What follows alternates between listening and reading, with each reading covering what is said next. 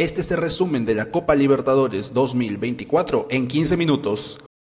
Empezamos una nueva edición del torneo más importante y prestigioso de clubes del continente, donde los clasificados de las fases previas fueron Botafogo, Nacional, Palestino y Colo-Colo. F por Cristal, que murió en el altiplano. En el grupo A, el vigente campeón de la pasada edición, Fluminense, terminó siendo puntero, aunque costándole dominar en cierta medida su grupo. Alianza y Cerro lograron sacarle empates. Por otro lado, sus antecesores Colo-Colo y Cerro Porteño terminaron teniendo una performance muy floja. Cerro solo le pudo ganar a Alianza sufriendo y Colo-Colo solo le pudo ganar a Cerro, ni siquiera le pudo ganar a Alianza. Empataron en todas las estadísticas y al final Colo-Colo clasificó octavos por goles de visitante y Cerro se fue a Sudamericana. Bueno, con respecto a Alianza Lima, creo que después del 2023 ni los propios hinchas esperaban algo bueno de su nuevo proyecto, y pese a contratar un técnico que había llegado a cuartos de final la pasada edición, apenas rescataron 4 empates, casi ganando algunos partidos que pudieron ser históricos y darle su clasificación a octavos. Nuevamente, todo quedó en un quizá y Alianza Lima sumó otro fracaso en Copa Libertadores. En el grupo B, el Sao Paulo, que empezó con el pie izquierdo en Argentina, terminó dominando el grupo como puntero de este, siendo de los equipos con menos goles en contra. De igual forma, su antecesor Talleres tuvo los mismos resultados, siendo el único que le ganó a Sao Paulo, pero con unos goles en contra más. Después de 2 años volvió a octavos. Por otro lado, el Barcelona de Guayaquil demostró una vez más que el Barcelona del 2021 quedó en el pasado y por segundo año consecutivo se quedó en Sudamericana. Apenas le ganó al colero del grupo. Y bueno, lástima que el Cobresal, que clasificó después de 8 años, solo estuvo para hacer los puntos fáciles del grupo, como casi todas sus participaciones, a decir verdad. En el grupo C, The Strongest, el matabrasileños, pudo terminar puntero y clasificar a la siguiente ronda después de 7 años y siendo de los mejores locales en esta edición. Mismo puntaje para Gremio, que volvió luego de 3 años, donde también estuvo en segunda de Brasil, que como buen brasileño también empezó mal su primer partido de Copa y aún así clasificó octavos. Con respecto a Huachipato, queda claro quién es el grande de Chile. Para su consuelo pudieron clasificar a Sudamericana y de paso le ganaron a Gremio en Brasil. No todos pueden darse ese lujo. Y pues, lastimosamente, Estudiantes solo le pudo ganar a The Strongest y fueron el único equipo argentino eliminado en fase de grupos. En el grupo D, el equipo del Centenario Junior, del cual no se esperaba mucho, terminó callando bocas, punteros sin perder ningún partido en Colombia y tampoco en Brasil. Por otro lado, Botafogo, que también tuvo una buena performance, terminó con el mismo puntaje que Junior y como buen brasileño empezó mal la fase, aunque de igual manera clasificó octavos. Buen delantero, dicho sea de paso. Creo que se esperaba un poco más del LDU, que eran los vigentes campeones de la Copa Sudamericana, pero con todas las malas decisiones que tomaron desde ese entonces, pues se puede entender mejor su situación. De perder con un equipo peruano cuando ibas ganando no se vuelve. Y pues el equipo del otro centenario, Universitario de Deportes, también llegó con muchas expectativas por el título del 2023, por su centenario y más aún por el arranque que tuvieron, pero rápido se dieron cuenta que lo que los puede hacer grandes en Perú no funciona internacionalmente. En el grupo E, Bolívar, que venía de clasificar a cuartos el año anterior, también hizo respetar la casa siendo puntero. Y yo sé que los bolivianos aprovechan su altura, pero no podemos negar que juegan bien colectivamente y tienen buenos jugadores. Por otro lado, el Flamengo, que está lejos de ser el Flamengo del B, también como buen brasileño empezó mal la Copa y aún así clasificó octavos, siendo de los brasileños que más goles hicieron, aunque al igual que su vecino Gremio, tampoco pudo ganar en Bolivia. Asimismo, el Palestino, que empezó peor que Flamengo, le alcanzó con 2 victorias, una al Mengao, para rescatar un cupo a Sudamericana. Y bueno, Millonarios, que hizo una campaña similar a Alianza Lima, puro empate, casi gana, casi clasifica, pero al final eliminado. En el grupo F, Palmeiras, como buen equipo brasileño, y de verdad yo no sé qué tienen los brazucas cuando arranca la Copa. Empezó con el pie izquierdo, pero aún así dominó el grupo y clasificó octavos como puntero, siendo uno de los brasileños que más goles hicieron. Por otro lado, San Lorenzo tuvo un arranque muy flojo, pero ya en la segunda mitad remontó la serie para ser segundo de grupo. Lástima que para intereses ajenos, por solo un punto de diferencia y de gol, y pese a la buena performance que tuvieron, Independiente del Valle se quedó a puertas de octavos. Y, sinceramente, ¿de dónde es el Liverpool? En el grupo G, para terminar con la seguidilla de los brasileños, Mineiro logró ser el brasileño con más goles a favor, más goleadas, y pese a que perdieron un partido, terminaron punteros del grupo, caso similar al de Peñarol, que con unos puntos menos pero con la jerarquía que siempre tuvieron, después de 13 años lograron la hazaña de volver a octavos de final de Copa Libertadores. Por otro lado, Rosario Central tuvo un poco menos de suerte y solo con algunos puntos obtenidos ante Peñarol y Caracas lograron ir a Sudamericana. Y pues, lastimosamente para intereses caraqueños, Caracas Fútbol Club fue el peor equipo de esta edición de la Copa Libertadores, con amplia diferencia. Finalmente, en el grupo H, qué suerte tienen algunos, River Plate tuvo prácticamente un calentamiento, ningún tipo de complicación al enfrentarse al Táchira, Libertad y Nacional, aunque este último sí le sacó un empate en un partido medianamente interesante, pero en general un regalo de fase de grupos. Por otra parte, su vecino Nacional tuvo una participación bastante honrosa, si bien le costó sacar puntos de visita, únicamente con Táchira fue la excepción, hizo respetar su casa, lo que es un punto clave para pensar en octavos. De igual manera, Libertad tuvo la mala suerte de ser el único punto del colero y apenas disputar el segundo lugar, pero aún así le dieron el lujo de recortar la diferencia de puntos con Nacional. Y bueno, nada que rescatar del Táchira, al menos su consuelo será que otro venezolano fue el peor de esta edición. Y así es como quedaron los grupos. Ahora sí, empecemos con las rondas eliminatorias.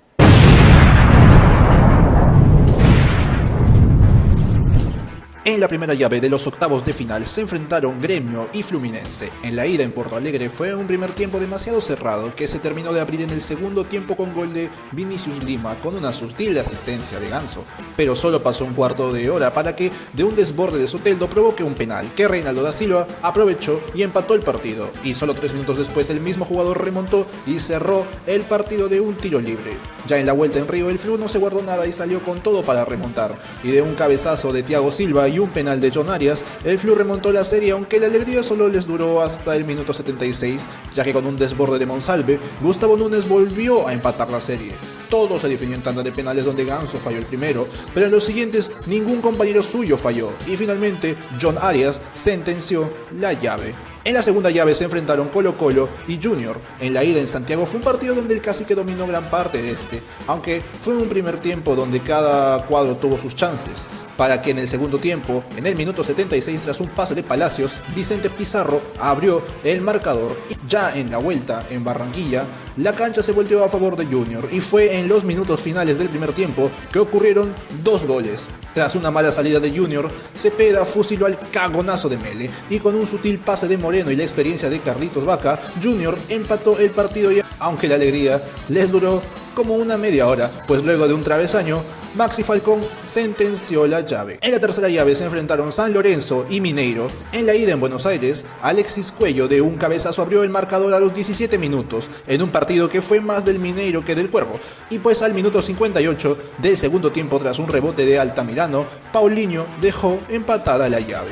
Ya en la vuelta en Belo Horizonte tuvimos un partido que también se jugó a lo que Mineiro quería. Un tiro de esquina de Scarpa, Rodrigo Bataglia de un cabezazo sentenció la llave. En la cuarta llave se enfrentaron Peñarol y The Strongest. En la ida en Montevideo el partido se acabó en el primer tiempo con goles de Fernández, Silvera y Báez, y ya en el segundo tiempo Facundo Batista sentenció la goleada. En la vuelta en La Paz el cuadro altiplánico aprovechó su altura para dominar el partido, y al final The Strongest solo pudo anotar un gol de penal por Enrique Triverio. En la quinta llave se enfrentaron Talleres y River Plate. En la ida jugada en Córdoba, Late no tuvo mucho que hacer con los millos, pues si bien el partido quedó con el marcador muy apretado y cada equipo tuvo sus chances, River Plate jugó a lo que quería y no pasó demasiados aprietos.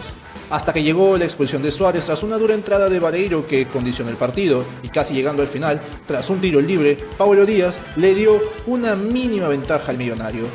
Ya en la vuelta en Buenos Aires, los de Córdoba salieron con todo por la heroica, pero fue en vano, ya que al minuto 34, tras un error en salida, Borja abrió el marcador, y en el segundo tiempo Simón de un rebote sentenció la llave, aunque unos minutos después Ginotti aplicó la ley del ex para recortar y maquillar un poco la distancia. En la sexta llave se enfrentaron Botafogo y Palmeiras. En la ida jugada en Río los goles no se hicieron esperar, y es que solo en el primer tiempo, tras una pincelada de Igor Jesús, Luis Enríquez abrió el marcador a los 22 minutos para que unos 10 minutos después Magaláes de un zurdazo empate el partido para el Verdao, y solo 5 minutos después, tras una pincelada ahora de Marlon Freitas, Igor Jesús le dé la ventaja a su equipo en un partido muy movido para ambas escuadras, que se resolvió en el primer tiempo.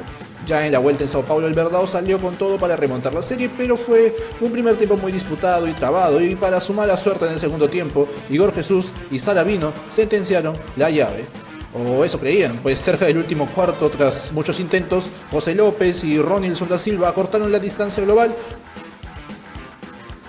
En la séptima llave se enfrentaron Nacional y Sao Paulo. En la ida jugada en Montevideo tuvimos un partido medianamente soso y extraño, ya que si bien el Bolso remató más veces a portería, el juego y trámite pasó más por lo que quería Sao Paulo. Al final fue un empate a 0, y ya en la vuelta en Sao Paulo tuvimos un partido medianamente parejo, aunque de igual manera prevaleció el juego paulista. Y fue en el primer tiempo, al minuto 31, de un zurdazo de Bobadilla que fusiló al cagonazo de Mejía. Y ya en el segundo tiempo, de una asistencia de Wellington y un cabeceo de Jonathan Caleri, el Sao Paulo cerró y sentenció la llave. Y en la octava llave se enfrentaron Flamengo y Bolívar, una llave muy parecida al de The Strongest con Peñarol, aunque aquí los celestes tuvieron mejor defensa. En la ida jugada en Río, el Mengao se impuso por completo el juego trabado de Bolívar, y en la primera media hora del partido, tras su pase bombeado de Pedro, Luis Araujo abrió el marcador, y ya cerca del final, tras un tiro de esquina de Araujo, Leo Pereira de un cabeceo terminó el partido. Ya en la vuelta en La Paz, el cuadro altiplánico, como era de esperarse, aprovechó la altura para manejar mejor el partido, aunque solo les alcanzó para un gol de Sabio da Silva. En la primera llave se enfrentaron Colo-Colo y River Plate, en una llave muy picante. En la ida en Santiago el Cacique dominó parte del partido, aunque también fue muy disputado por ambas escuadras, hasta que al minuto 43, tras un tiro libre y una descoordinación, Petzela abrió el marcador. Y no fue hasta el minuto 61 que, tras una genialidad de Arturo Vidal, Carlos Palacios empató la llave, con un poco de suspenso. Aunque lo más anecdótico fue la doble expulsión tras el roce de Falcón y Palacios, que fue más desfavorable para el Cacique. Ya en la vuelta en Buenos Aires, Colo-Colo trató de interponer su juego, pero al Millo le bastó un cuarto de hora para sentenciar la llave, pues tras un centro de Simón, Facundo Colidio abrió el marcador, gracias a la habilitación de quien calentó el partido previamente. En la segunda llave se enfrentaron Fluminense y Mineiro. En la ida en Río fue un partido reñido y disputado por ambas escuadras. Cada uno tuvo su chance de abrir el marcador, pero al final de una jugada armada por la banda izquierda, terminó en un cabeceo de Vinicius Lima y la mínima ventaja para el Flu. Ya en la vuelta en Belo Horizonte, los galos no se hicieron esperar y salieron con todo para buscar la remontada. Incluso Hulk falló un penal. Simplemente nada pudo hacer el vigente campeón, pues gracias a Daverson por partida doble, Mineiro empató, remontó y sentenció la llave. En la tercera llave se enfrentaron Botafogo y Sao Paulo. En la ida jugada en Río, el partido terminó con un empate a 0, donde gran parte del juego y dominio principal pasó por el Bota. Ya en la vuelta en Sao Paulo, esta vez el partido se tornó más a favor del cuadro paulista, aunque eso no fue impedimento para que al cuarto de hora, tras un mal despeje de Rafael, Thiago Almada abra el marcador. Aunque como era de esperarse, el Sao Paulo no bajaría la intensidad y tras muchos intentos y fallos, cerca del final, tras un señor pase de André, Jonathan Caleri empató la llave. Antes de los penales hubo un roce entre Marcal y Subeldía que provocó una gresca que a su vez terminó con 2 expulsados. Todo se definió en tanda de penales, que fue una tanda más que disputada, para que al final Mateus Martins sentencie la llave. Y en la cuarta llave se enfrentaron Flamengo y Peñarol. En la ida jugada en Río, el Mengao hizo lo posible por dominar el encuentro, pero para su mala suerte, antes del primer cuarto de hora, tras un eficaz contraataque de los carboneros, Javier Cabrera en primera abrió el marcador y sorprendentemente el resultado no se movió más, ni en la ida ni en la vuelta, ya que también en la vuelta el Peñarol solo tuvo que aplicarla de un buen y tradicional equipo uruguayo, y con esa sólida defensa y mucha mística charrúa en las gradas, clasificó a semifinales de Libertadores después de 13 largos años de espera. En la primera llave se enfrentaron Mineiro y River Plate, donde francamente el Millo se olvidó que era un club argentino.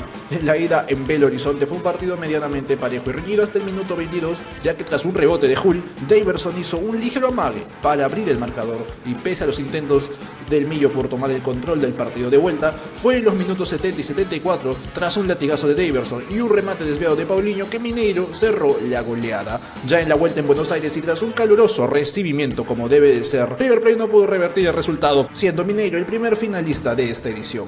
Y en la segunda llave se enfrentaron Botafogo y Peñarol, donde al parecer el Peñarol se olvidó por completo todo lo bueno que había hecho en esta edición. En la ida en Río tuvimos un primer tiempo medianamente parejo, que se esfumó nada más comenzar el segundo. segundo tiempo. Savarino al 51 y 59, Barbosa al 55, Luis Enrique al 73 e Igor Jesús al 79 para cerrar una de las peores goleadas en Libertadores de los Carboneros. Ya en la vuelta en Montevideo tuvimos un partido reñido y disputado principalmente por parte de Peñarol, y es así como tuvimos golazos, grescas, tarjetas rojas y muchísima mística sudamericana, pero todo para que al final, gracias a Almada, volvamos a tener final de Libertadores brasileña.